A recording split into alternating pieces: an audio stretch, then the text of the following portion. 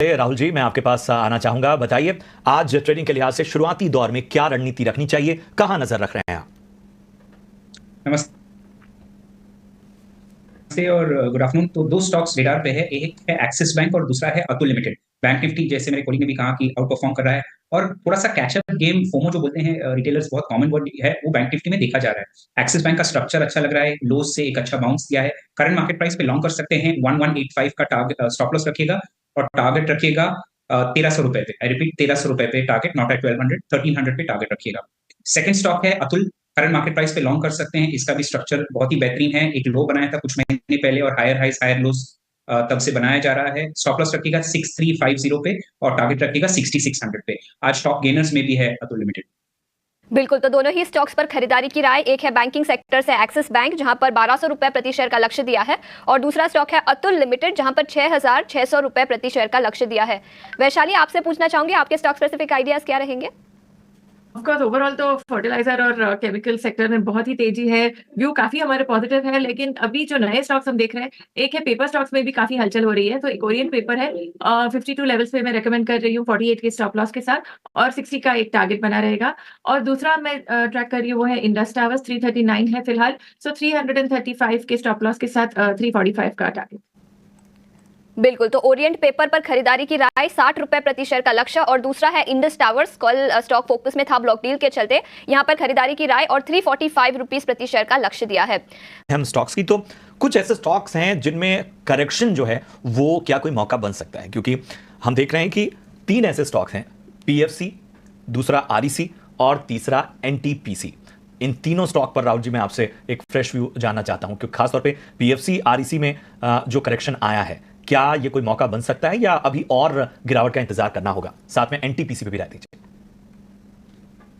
अगर आते हैं तो अभी फिलहाल लॉन्ग एंट्री करना मुनासिब नहीं होगा। स्पेसिफिकली अगर पीएफसी की बात करें तो 455 460 के अराउंड एक बार फिर से व्यू लेना पड़ेगा, बट अभी फिलहाल तो डेफिनेटली लॉन्ग नहीं जाना चाहिए।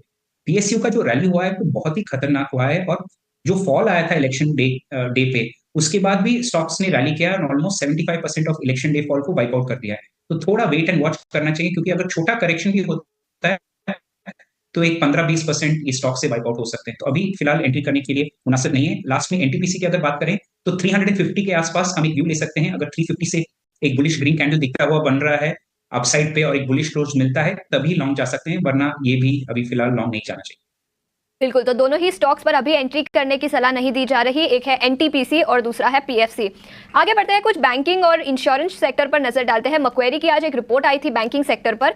उनका मानना है कि प्राइवेट बैंकिंग सेक्टर में अब तेजी दिखाई दे सकती है, और पब्लिक बैंकिंग सेक्टर पर उनका नजरिया थोड़ा सा नेगेटिव है। कोटक महिंद्रा बैंक को उन्होंने अपग्रेड किया है, आउट परफॉर्म की राय दी है, और टारगेट प्राइस भी बढ़ाकर अब 2025 रुपए प्रति शेयर कर दिया है। इसके अलावा बंधन बैंक, एसबीआई लाइफ, इन दोनों ही स्टॉक्स पर भी उन्होंने अपग्रेड की है अपनी रेटिंग, लेकिन एसबीआई जो पब्लिक सेक्टर बैंक है उस पर उन्होंने अपनी रेटिंग डाउनग्रेड की है। उनका मानना है कि private sector banks healthy return on assets और रिटर्न ऑन इक्विटी रिपोर्ट कर सकते हैं अगले कुछ क्वार्टर्स के लिए, और पब्लिक सेक्टर बैंक्स में थोड़ी सी नरमी दिखाई दे सकती है। ये तो हुई फंडामेंटल वजह जिसके चलते स्टॉक्स में आज काफी एक्शन है। लेकिन वैशाली, आपसे पूछना चाहूंगी, पब्लिक सेक्टर और प्राइवेट सेक्टर बैंक्स पर आपका कोई नजरिया, स्पेसिफिकली कोटक महिंद्रा बैंक और बंधन बैंक और एसबीआई, तीनों ही स्टॉक्स पर अपनी राय दीजिए। मेरे ख्याल से एसबीआई भले थोड़ा ही अभी कंप्लेसेंट हो चुका है, बट इसमें कोई वीकनेस तो फिलहाल नहीं दिखती है। So I think on near term basis 820 के सपोर्ट के साथ ये 880 900 के टारगेट्स काफी इंटैक्ट है। बट खास करके आप अगर कोटक बैंक की बात करें या एचडीएफसी बैंक, ये सब जो फ्रंटलाइन प्राइवेट सेक्टर है, इसमें कुछ रनअप आया नहीं है। So I think technically very well placed HDFC bank, Kotak bank for a further run up. और बंधन बैंक तो मैंने आपसे कहा ही that near term target resistance रहेगा 210 to 220। सो व्यू फिलहाल ट्रेडिंग के नजरिए से बंधन बैंक में पॉजिटिव है, बट लॉन्ग टर्म का नजरिया रखेंगे तो HDFC bank, Kotak bank, they still have lot of upside, further upside. ठीक है, तो ये नजरिया इन तमाम स्टॉक्स पर आता हुआ इस वक्त हमने फर्टिलाइजर और केमिकल स्पेस की बात की। अब इसी से जुड़ा हुआ जरा शुगर सेक्टर भी एक बार टटोल लेते हैं। हम देख रहे हैं कि आज जो है वो, चाहे सिंभावली शुगर्स हो, श्री रेणुका शुगर्स हो, बजाज हिंदुस्तान, ये तमाम शुगर स्टॉक्स में आज तेजी नजर आ रही है। राहुल जी, मैं आपके पास आना चाहूँगा। केमिकल और फर्टिलाइजर स्पेस से एक तरह से लिंक होता है शुगर सेक्टर, ज़रा बताएं आपको यहाँ पर कुछ पसंद आ रहा है क्या? तो एक काउंटर है धामपुर शुगर करके। तो धामपुर शुगर एक अच्छे लेवल से बहुत ही बेहतरीन बाउंस दिया था। लो एक 100 180 185 के पास लो बनाया था, और एक अच्छा रैली दिया है। अभी फिलहाल कंसोलिडेशन फेज में है, बट अगर आपको यहाँ से 2-3% दूर पे एक बुलिश ग्रीन कैंडल मिलता है तो धामपुर शुगर पे लॉन्ग जा सकते हैं। करंट मार्केट प्राइस पे रेणुका बहुत अट्रैक्टिव लग रहा है। यहाँ पे भी आप नोटिस करेंगे अच्छा मूवमेंट आया है, लास्ट 2 हफ्ते से बड़े-बड़े बुलिश कैंडल्स बन रहे हैं। आज भी मार्केट को परफॉर्म कर रहा है, 1.5% अप है।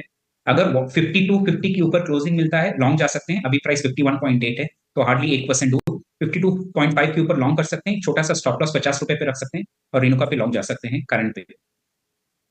तो ये है नजरिया श्री रेणुका शुगर्स पे, और इसके अलावा धामपुर शुगर भी पसंद आता हुआ इस वक्त राहुल जी को। चलिए कुछ और अहम स्टॉक की ओर बढ़ते हैं, और इन सब के बीच में आप देखिए कि बहुत से अहम स्टॉक जो हैं वहां पर एक्शन नजर आ रहा है, और इन्हीं में से एक सेक्टर है रियल्टी सेगमेंट। जी हाँ, आप देखिए इंडिया बुल्स रियल एस्टेट, जबरदस्त तेजी आज हम इंडिया बुल्स रियल एस्टेट में देख पा रहे हैं, और ये तेजी देखते ही बन रही है। 14.5% इस वक्त स्टॉक का ऊपर। इसके अलावा प्रेस्टीज स्टेट्स हो, ब्रिगेड हो, शोभा, डीएलएफ, इन सभी में आज बेहतर संकेत नजर आते हुए। वैशाली जी बताइए, रियलिटी स्टॉक्स जो हैं, कुछ का नाम मैंने लिया, अगर इनमें से कुछ और भी आप किसी को मेंशन करना चाहती हैं तो वो भी बताएं किस तरह का नजरिया आपका फिलहाल रियलिटी शेयरों पर बन रहा है। तो आपने सही कहा दैट ऑल दी स्टॉक जो आपने मेंशन किया काफी अपवर्ड मूव आया है, बट इसके अलावा ओबरॉय रियल्टी ऑल्सो आज देखेंगे तो स्टॉक में काफी तेजी है। इसके अलावा आप सनटेक रियल्टी देखेंगे, सनटेक रियल्टी ऑल्सो हमारे रेडार पे है, जो हमने क्लाइंट्स को रिपीटेडली रेकमेंड भी किया है। तो ये 2 स्टॉक्स में भी एक बुलिश व्यू बन रहा है, सनटेक और ओबरॉय रियल्टी।